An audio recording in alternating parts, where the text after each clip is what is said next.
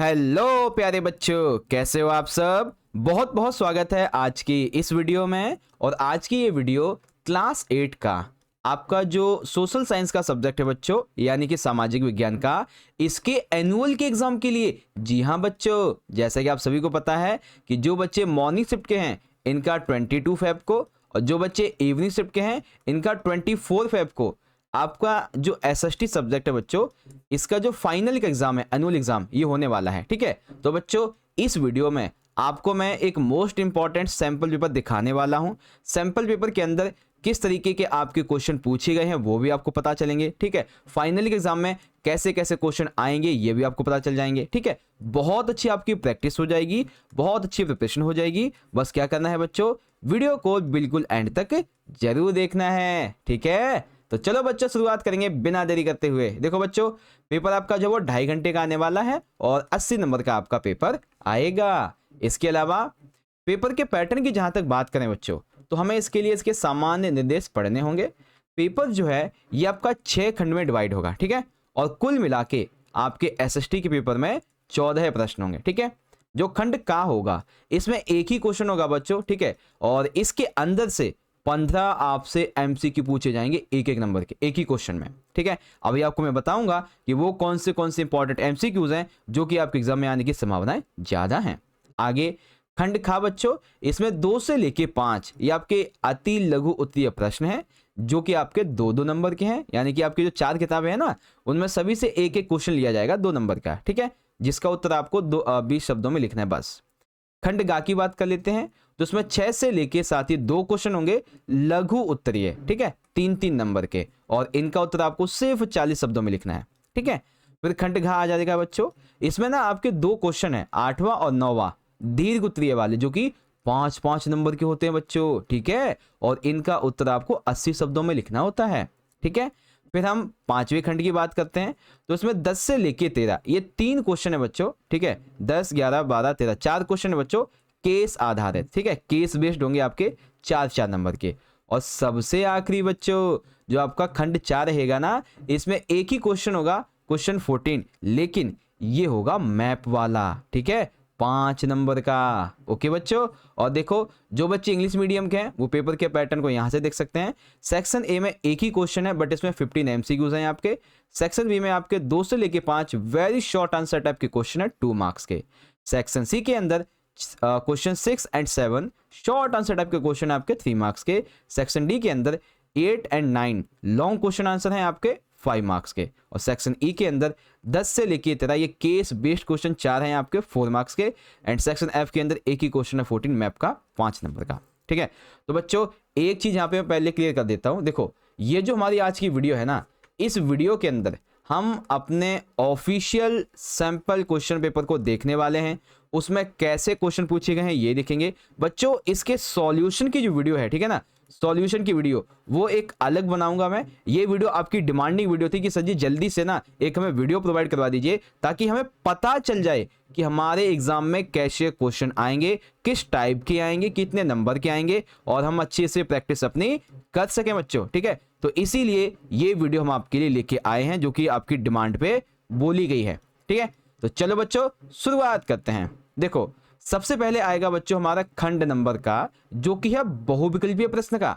ठीक है, अब इसमें क्या होगा, एक एक नंबर के हमसे 15 एमसीक्यू पूछे जाएंगे बच्चों। अभी पहले आपको हिंदी में समझाऊंगा, फिर जो बच्चे इंग्लिश मीडियम के उनको यहां से समझाऊंगा। ठीक है, चिंता मत करो, दोनों मीडियम के लिए यहाँ पे सारी चीजें अवेलेबल है। Okay, so are you ready बच्चों, चलिए शुरुआत करेंगे। देखिए पहले क्वेश्चन का पहला पार्ट, निम्नलिखित में से कौन सी भारतीय संविधान की एक विशेषता है।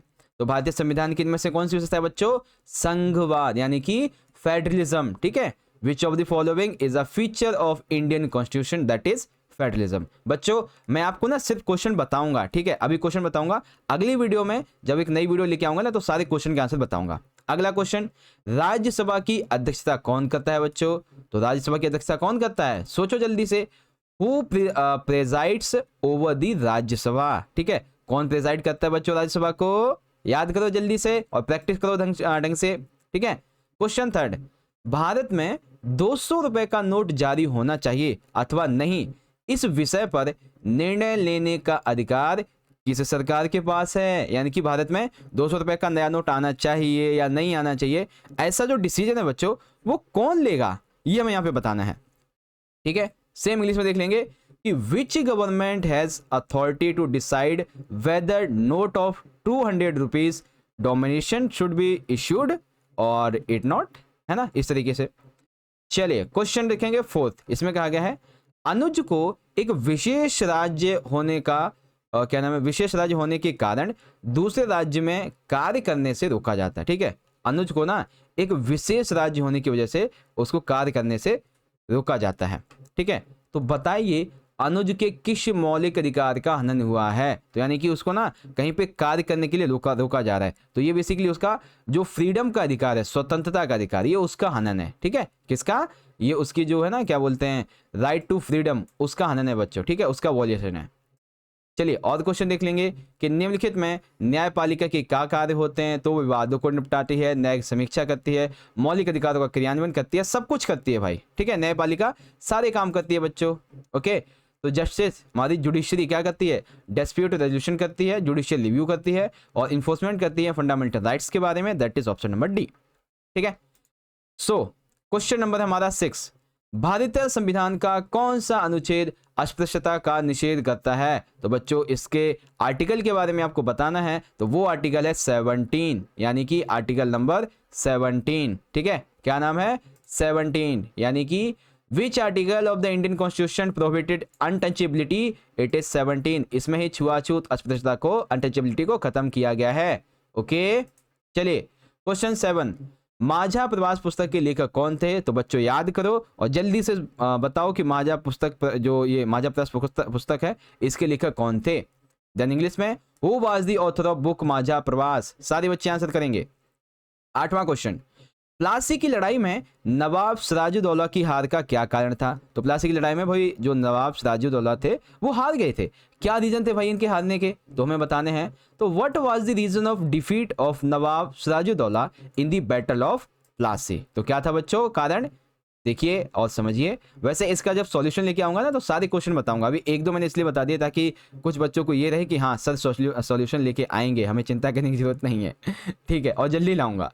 9वां क्वेश्चन, निम्नलिखित में से किनका संबंध एशियोटिक सोसाइटी ऑफ बंगाल से, बच्चों एशियोटिक सोसाइटी ऑफ बंगाल की स्थापना किसने की थी।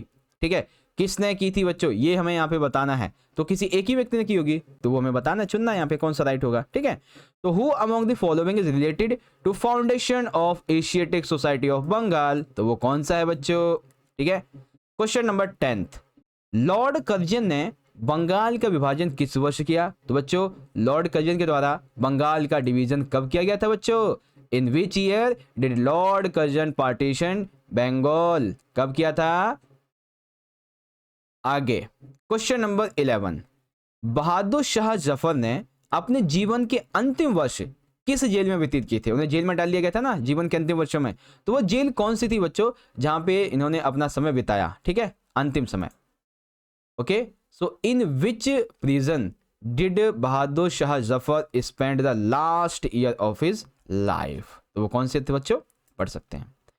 अगला क्वेश्चन 12, बंगाल में पहली इंग्लिश फैक्ट्री 1651 में डैश नदी के किनारे स्थित की गई, तो पहली जो फैक्ट्री थी बच्चों इंग्लिश फैक्ट्री 1651 में 1651 ये किस नदी के किनारे स्थित की गई थी बच्चों। ठीक है, कहाँ पे लगाई गई थी ये फैक्ट्री। ठीक है, तो the first English factory in Bengal was established in 1651 at the bank of the river, किसके पास में बच्चों, किसके पास, जल्दी सोचेंगे। अगला क्वेश्चन, आप्रवास किसे कहते हैं बच्चों, आप्रवास का क्या मतलब होता है, जल्दी से सोचिए और इसका आंसर ढूंढिए। ठीक है, व्हाट इज इमिग्रेशन, इमिग्रेशन का मतलब क्या होता है। क्वेश्चन 14, किस फसल को सुनहरा रेशा भी कहा जाता है बच्चों, इसका आंसर मेरे हिसाब से सभी को पता होगा कि ऐसी कौन सी फसल है जिसको सुनहरा रेशा भी कहा जाता है बच्चों। ठीक है, मोस्ट ऑफ द बच्चों को इसका आंसर पता होगा, मुझे पता है इस बारे में। तो which crop is also called golden fibre. अब बच्चों हमारा अभिकथन कारण क्वेश्चन है, तो क्या है बच्चों कि जल एक नवीकरणीय संसाधन है। ठीक है, पृथ्वी को जल ग्रह भी कहा जाता है, सही बात है, दोनों सही है, व्याख्या भी भाई दोनों सही है, हमारी दोनों व्याख्या भी है। ठीक है, तो क्या है ये यहाँ पे देखेंगे कि water is renewable resources, and earth is also called the water planet. तो ठीक है, अब बच्चों हमारी शुरुआत होंगे शॉर्ट आंसर टाइप के क्वेश्चन, ठीक है, यानी कि जो अति लघु उत्तरीय प्रश्न है इनके बारे में। अब बच्चों आप बड़े ध्यान से देखना, यहाँ पे जो क्वेश्चन आपको बताए जा रहे हैं इनकी बहुत ज़्यादा चांसेस हैं कि यहाँ से क्वेश्चन एग्जाम में आपके बन सकता है, ठीक है। चलो बच्चों, 2 नंबर के क्वेश्चन होंगे हमारे 4। तो पहला क्वेश्चन है, ए दिया गया है, चावल उत्पादन के लिए आवश्यक भौगोलिक परिस्थितियों का वर्णन कीजिए। यानी कि जब चावल की खेती की जाती है ना, तो उसे किस भौगोलिक परिस्थिति में किया जाता है वो बताना है हमें, ठीक है।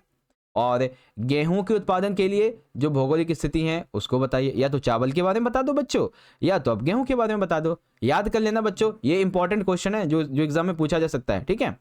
Explain the geographical conditions necessary for the cultivation of rice और कल्टीवेशन ऑफ व्हीट। राइस के बारे में बताएं या फिर व्हीट के बारे में बताएं, ओके। अगला क्वेश्चन 3, भारत में अंग्रेजी शासन को बढ़ाने में विलय की नीति का महत्व बताइए। तो भाई अंग्रेजी शासन को जो भारत में बढ़ाया ना, उसमें विलय की नीति की क्या इंपॉर्टेंस है बच्चों, वो हमें बतानी है। तो लिखेंगे mention the importance of doctrine of lapse in the expansion of the British empire in India. तो क्या है बच्चों, पढ़िए यहां से। अगला, कृषि आधारित उद्योग के कोई 2 उदाहरण लिखिए। तो बच्चों जो उद्योग कृषि पर आधारित हो, जैसे कि आप लिख सकते हैं गन्ना उद्योग हो गया, कपास उद्योग हो गया, ये सब कृषि पर तो आधारित होते हैं, है ना, इस तरह से। So write any 2 example of agro based industries, इस तरीके से, है ना। चलो अगला देख लेंगे। अब यहाँ पे क्वेश्चन नंबर 5, इसमें ना हमें एक नीचे काल्पनिक संसद के आंकड़े दिए गए। इस संसद का दल का नाम है और संसद की संख्या है। इसके माध्यम से दर्शाए गए अध्ययन करके प्रश्न का उत्तर दीजिए। सबसे पहला, बहुमत के लिए कितने सांसदों की आवश्यकता है, ठीक है। तो जैसे टोटल है 110 सांसद, है ना, तो बहुमत अगर चाहिए तो कितने सांसद चाहिए होंगे, आधे से एक ज़्यादा चाहिए होता है, तो बस उतना समझ लीजिए। सरकार बनाने की किसी एक संभावना को व्यक्त कीजिए, ठीक है। 1885 में राष्ट्रीय कांग्रेस ने प्रमुख मांगे क्या रखी थी वो बताइए, ठीक है। अगर आपको ये नहीं आता ना तो आप ये बता दीजिए 2 मांगे वो क्या थी, बस हो जाएगा आपका आंसर, ठीक है।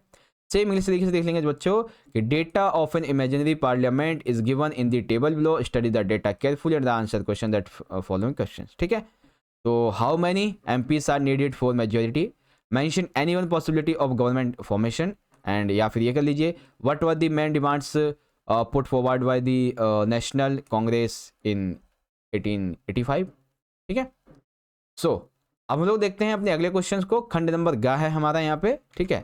खंड नंबर ग है लघु उत्तरीय प्रश्न, ठीक है। देखो बच्चों क्या कहा गया है, शिक्षा को लेकर महात्मा गांधी जी के विचार लिखिए। बच्चों शिक्षा के बारे में महात्मा गांधी जी के क्या विचार थे वो लिखने हैं 3 नंबर में, ठीक है। अगर आपको ये वाला क्वेश्चन नहीं आता है तो आप ये वाला क्वेश्चन कर सकते हैं। क्या क्वेश्चन है ये वाला कि रविंद्रनाथ टैगोर के शिक्षा के संदर्भ में विचारों का वर्णन कीजिए। एक तो महात्मा गांधी के और दूसरे हैं रविंद्रनाथ टैगोर के। तो इनके शिक्षा के विचार बच्चों एग्जाम में जरूर आ सकते हैं, इसको पढ़ के जाना अच्छे से। सेम इंग्लिश में देखेंगे बच्चों तो explain the Mahatma Gandhi views of education on education, sorry describe Rabindranath Tagore views on education. तो दोनों में से किसी एक के बताने हैं, ओके। अगला बच्चों राज्यसभा की विशेषताओं का उल्लेख कीजिए या फिर लोकसभा की विशेषताओं का उल्लेख कीजिए। तो 2 क्वेश्चन है, या तो राज्यसभा का बता दो या लोकसभा का बता दो। तो ऐसे ही mention the future of Rajya Sabha और mention the future of Lok Sabha, इस तरीके से बता देंगे, ओके बच्चों। हाँ जी, चलो आगे देखेंगे। अब हमारा खंड घ शुरू हो गया है बच्चों। इसमें भी हमारे 2 क्वेश्चन है 5-5 नंबर के। क्या है बच्चों, संयुक्त राज्य अमेरिका, सर ये थोड़ा पतला कर देते हैं इसको, हाँ देखो, संयुक्त राज्य अमेरिका में किसान एक व्यवसायी की तरह काम करता है, ना कि एक खेतिहर किसान की तरह। कथन की व्याख्या करो। मतलब जो अमेरिका के किसान होते हैं ना बच्चों, वो एक व्यापारी की तरह किसानी करते हैं, एक किसान की तरह खेती नहीं करते सिर्फ खाया उड़ाया बस, बल्कि वो ट्रेड व्यापार के लिए खेती करते हैं। तो हमें बताना है कि अमेरिका का वो किसान कैसे व्यवसाय खेती करता है, इसके बारे में इंग्लिश में देखेंगे बच्चों। इस तरीके से लिखा रहेगा आपका question, the farmer in the United States of America acts as a businessman and not as an agriculturist, explain the statement careful, इस तरीके से, ठीक है। अगला क्वेश्चन 9वें में आप या तो ये ए वाला कर लीजिए या फिर आप ये बी वाला कर लीजिए, कोई भी कर सकते हैं। पहला क्वेश्चन है, सहमति का विचार लोकतंत्र की प्रस्थान बिंदु है, ठीक है। सहमति का विचार लोकतंत्र की प्रस्थान बिंदु है। कथन के आलोक में उन प्रावधानों का वर्णन कीजिए जो भारतीय लोकतंत्र को मजबूत बनाते हैं। तो बच्चों ऐसे कौन से प्रावधान हैं जो भारतीय लोकतंत्र को और ज्यादा मजबूत बनाते हैं? इसके अलावा कानून निर्माण की प्रक्रिया में संसद की क्या भूमिका होती है, इसके बारे में बताइए। ठीक है, तो बच्चों इन दोनों ही क्वेश्चन को इंग्लिश मीडियम में देख सकते हैं, ये ए रहा, ये बी रहा। बी को अगर हम पढ़ें तो describe the role of parliament in the process of making of law. ठीक है, तो लॉ मेकिंग में इसका क्या प्रोसेस होता है, क्या इंपॉर्टेंस होती है, वो पढ़ सकते हैं। ओके, सो अब आता है बच्चों हमारा अगला खंड, जो कि रहेगा हमारा 5वां खंड, केस आधारित प्रश्न का। ठीक है, कौन सा? केस आधारित। अब इसमें 10वां प्रश्न देख सकते हैं, ये नादिर शाह के आक्रमण के संबंध में है। ठीक है, और इसे संबंधित देख सकते हैं, ये आपके 3 क्वेश्चन पूछे जाएंगे। ये 1 नंबर का है, ये 1 नंबर का है, ये आपके 2 नंबर का है। ठीक है, जैसे कि शाहजहानाबाद को मलबे के ढेर में किसने बदल दिया था? जिनके पास जमीन जायदाद कोई कमी नहीं होती थी, अब वे बेघर हो गए हैं। ये इस कथन का मतलब क्या है? नादिर शाह के आक्रमण से किन्हीं 2 प्रभावों को लिखिए, क्या प्रभाव पड़े थे उसके आक्रमण के, है ना।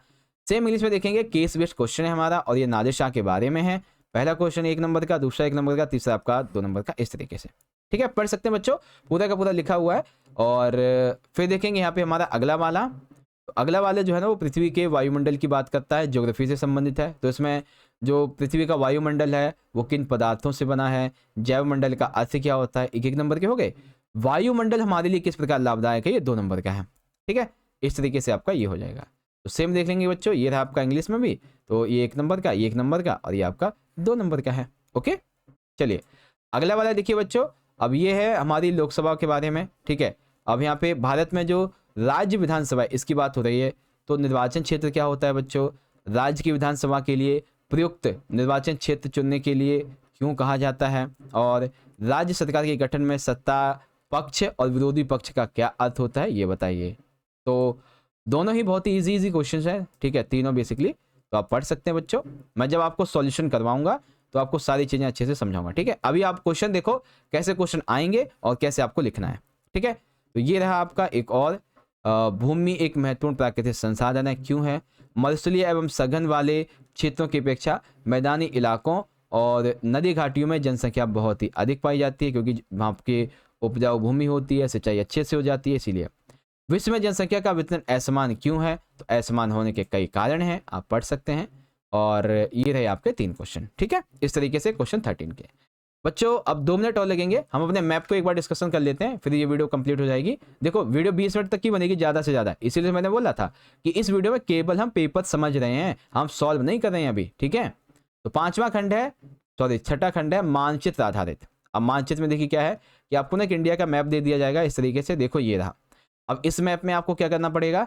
इस मैप में आपको करना यह है कि किन्हीं 5 स्थानों को उचित संकेत देके लिखना है। जैसे ये आपको टोटल ना 6 स्थान दिए गए, दिल्ली, झांसी, लखनऊ, बरेली, बनारस, अलीगढ़। तो आपको क्या करना है, इनमें से किन्हीं 5 को जो भरना है यहाँ पे। ऐसे इंग्लिश में देखेंगे ना, ये रहे आपको, इनमें से किसी 5 को यहाँ पे भरना है। जैसे कि एक आधा तो आप सभी को पता होगा, मैं आपकी प्रैक्टिस कराऊंगा बाद में, पहले से देख लो। एक आधा पता होगा बच्चों को, जैसे कि ये वाला जो हमारा ये वाली जगह, ये क्या है? ये हमारी दिल्ली है ना। और फिर इधर लखनऊ वगैरह इधर आ जाता है, और बनारस इधर की तरफ आ जाता है ना। तो ऐसी चीजें हैं, मैं भी आपको करवा दूंगा बच्चों, चिंता बिल्कुल मत कीजिए, बहुत अच्छे से समझाऊंगा। ठीक है, प्यारे बच्चों आज के सेशन के लिए इतना ही बच्चों। इसके सॉल्यूशन की जो वीडियो है, ठीक है ना, कंप्लीट सॉल्यूशन की वीडियो बहुत जल्दी आएगी, तो उसका लिंक आपको मैं डिस्क्रिप्शन में दे दूंगा या फिर आई बटन में, आप सारे बच्चे उसको जरूर से देख लीजिएगा। ठीक है बच्चों, ये वीडियो अच्छी लगी है, आप जल्दी से जल्दी सॉल्यूशन की वीडियो पाना चाहते हैं, तो इस वीडियो को ज़्यादा से ज़्यादा लाइक कीजिए। जितने ज़्यादा लाइक होंगे उतनी जल्दी आपके लिए मैं वीडियोस लेके आऊँगा, और आपका एक लाइक हमें बहुत मोटिवेट करता है बच्चों। ठीक है, ऐसी वीडियोस को बनाने के लिए, तो लाइक जरूर क्या कीजिए हमारे मोटिवेशन को बढ़ाने के लिए। साथ ही साथ अगर आप चैनल पे पहली बार आए हो ना हमारे, तो बच्चों सब्सक्राइब कर लेना, क्योंकि ये तो सिर्फ ट्रेलर है, अभी कंटेंट आना तो बाकी है आपका। ठीक है, अभी देखो आपका साइंस का पेपर होगा, अभी आपका जो है और भी सब्जेक्ट है उनके पेपर होंगे, तो बहुत अच्छे से तैयारी करवाएंगे बच्चों, चिंता मत करो। ठीक है, बस आप हमसे जुड़ जाइए चैनल को सब्सक्राइब करने के बाद। ओके बच्चों, चलो मिलते हैं नेक्स्ट सेशन में, सॉल्यूशन वाली वीडियो में। आप पढ़ते रहो, अपना बहुत अच्छे से ख्याल रखो। बहुत बहुत धन्यवाद। जय हिंद, जय भारत, वंदे मातरम।